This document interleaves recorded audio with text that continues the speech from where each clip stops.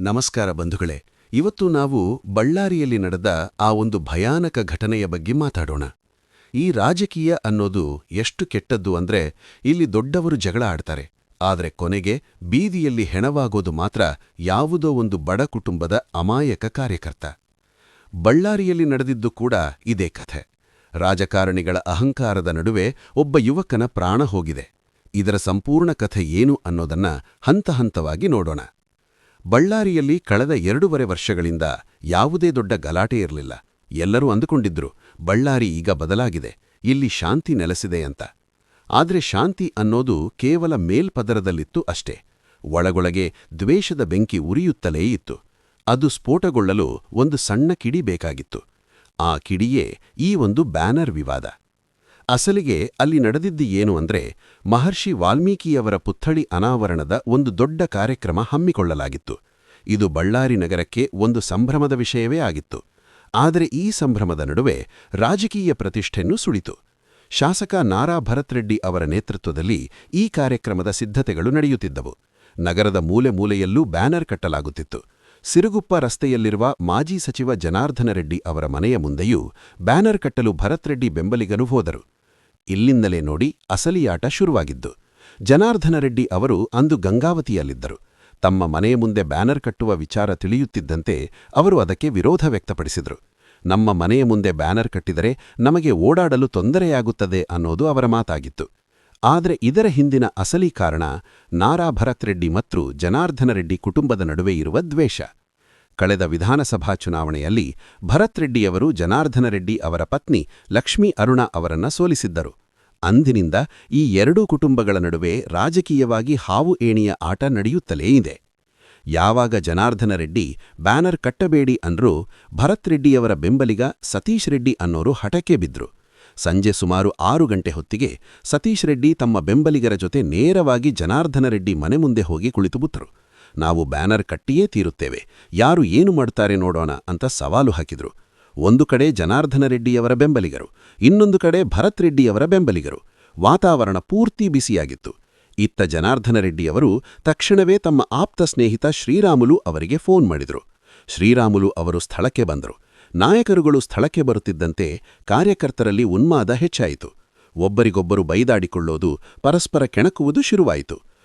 ನೋಡುತ್ತಿದ್ದಂತೆ ಶಾಂತವಾಗಿದ್ದ ರಸ್ತೆ ರಣರಂಗವಾಗಿ ಬದಲಾಯಿತು. ಒಂದು ಕಡೆಯಿಂದ ಕಲ್ಲುಗಳು ಬಂದು ಬೀಳಲು ಶುರುವಾದವು. ಅಷ್ಟರಲ್ಲಿ ಜನಾರ್ದನ ರೆಡ್ಡಿ ಕೂಡ ಗಂಗಾವತಿಯಿಂದ ಅಲ್ಲಿಗೆ ಬಂದರು. ಆಗ ನಡೆದ ದೃಶ್ಯಗಳನ್ನು ನೋಡಿದರೆ ಇದು ಯಾವುದೋ ಹಳೆಕಾಲದ ಫ್ಯಾಕ್ಷನ್ ಸಿನಿಮಾ ಥರ ಅನಿಸ್ತಿತ್ತು. ದೊಣ್ಣೆಗಳು, ಗಾಜಿನ ಬಾಟಲಿಗಳು ಎರಡೂ ಕಡೆಯಿಂದ ತೂರಿ ಬರುತ್ತಿದ್ದವು. ಪೊಲೀಸರು ಮಧ್ಯಪ್ರವೇಶ ಮಾಡಿದರೂ ಜನರನ್ನ ನಿಯಂತ್ರಿಸಲು ಸಾಧ್ಯವಾಗಲಿಲ್ಲ. ಇಬ್ಬರು ಪ್ರಭಾವಿ ನಾಯಕರು ಅಲ್ಲಿ ಇದ್ದಾಗ ಪೊಲೀಸರ ಮಾತು ಕೇಳುವವರು ಯಾರು? ಶಾಸಕ ಭರತ್ ರೆಡ್ಡಿ ಕೂಡ ಸ್ಥಳಕ್ಕೆ ಬಂದರು. ಅವರು ಆಡಿದ ಮಾತುಗಳು ಪರಿಸ್ಥಿತಿಯನ್ನ ಇನ್ನಷ್ಟು ಉಳುಬಣಗೊಳಿಸಿದವು. ನಾನು ಮನಸ್ಸು ಮಾಡಿದೆ, ಇವರ ಮನೆಗೆ ಬೆಂಕಿ ಹಚ್ಚಿಬಿಡುತ್ತಿದ್ದೆ ಅಂತ ಮಾಧ್ಯಮಗಳ ಮುಂದೆ ಹೇಳಿಕೆ ನೀಡಿದರು. ಇಂತಹ ಪ್ರಚೋದನಾಕಾರಿ ಮಾತುಗಳು ಕಾರ್ಯಕರ್ತರನ್ನ ಇನ್ನಷ್ಟು ಉದ್ರೇಕಿಸಿದವು. ಗಲಾಟೆ ವಿಪರೀತಕ್ಕೆ ಹೋದಾಗ ಸತೀಶ್ ರೆಡ್ಡಿ ಅವರ ಗನ್ಮ್ಯಾನ್ಗಳು ಗಾಳಿಯಲ್ಲಿ ಗುಂಡು ಹಾರಿಸಲು ಶುರುಮಾಡಿದರು. ಪೊಲೀಸರು ಕೂಡ ಜನರನ್ನ ಚದರಿಸಲು ಗಾಳಿಯಲ್ಲಿ ಸುಮಾರು 12 ಸುತ್ತು ಗುಂಡು ಹಾರಿಸಿದರು.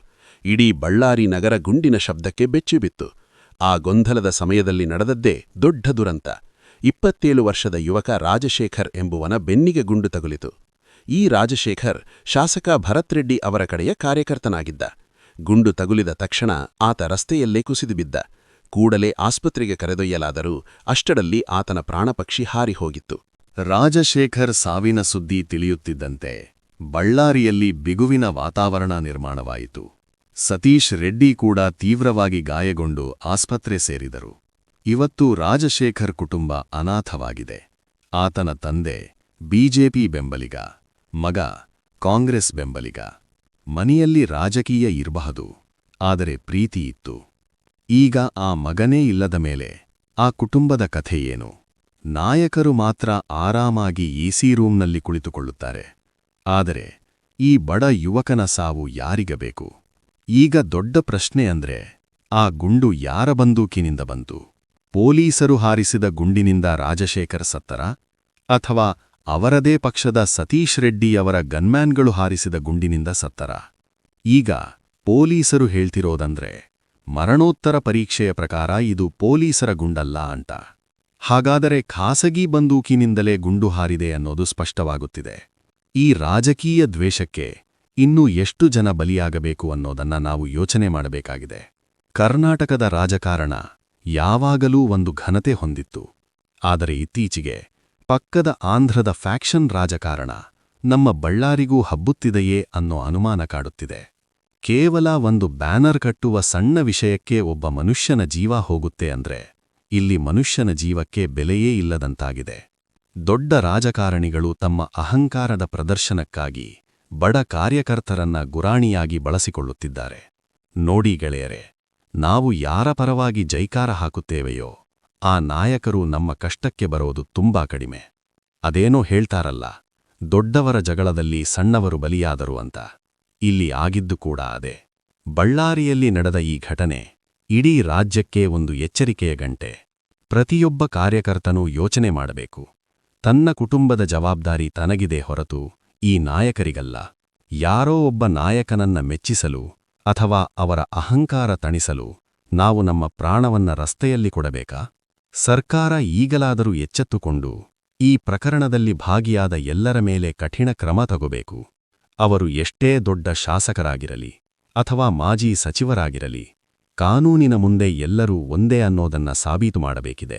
ಪ್ರಚೋದನಾಕಾರಿ ಹೇಳಿಕೆ ನೀಡುವ ನಾಯಕರ ವಿರುದ್ಧ ಕೇಸ್ ಹಾಕಬೇಕು. ಇಲ್ಲದಿದ್ರೆ ಇವತ್ತು ಬಳ್ಳಾರಿಯಲ್ಲಿ ನಡೆದಿದ್ದು ನಾಳೆ ಬೇರೆ ಕಡೆಯೂ ನಡೆಯಬಹುದು. ಬಳ್ಳಾರಿಯ ಜನ ಈಗ ಶಾಂತಿಯಿಂದ ಇರಬೇಕಾಗಿದೆ. ದ್ವೇಷವನ್ನ ದ್ವೇಷದಿಂದ ತೀರಿಸಿಕೊಳ್ಳಲು ಹೋದರೆ ಅದು ಎಂದಿಗೂ ಮುಗಿಯದ ಕಥೆ. ರಾಜಶೇಖರ್ ಸಾವಿನಿಂದಲಾದರೂ ನಮ್ಮ ರಾಜಕಾರಣಿಗಳು ಪಾಠ ಕಲಿಯಲಿ. ಬಡವರ ರಕ್ತ ಹರಿಸಿ ಅಧಿಕಾರ ಮಾಡುವುದು ರಾಜಕೀಯವಲ್ಲ. ಜನರ ಕಣ್ಣೀರು ಒರೆಸುವುದು ನಿಜವಾದ ರಾಜಕೀಯ. ಈ ಘಟನೆಯ ಬಗ್ಗೆ ನಿಮ್ಮ ಅಭಿಪ್ರಾಯ ಏನು ಅನ್ನೋದನ್ನ ಯೋಚನೆ ಮಾಡಿ.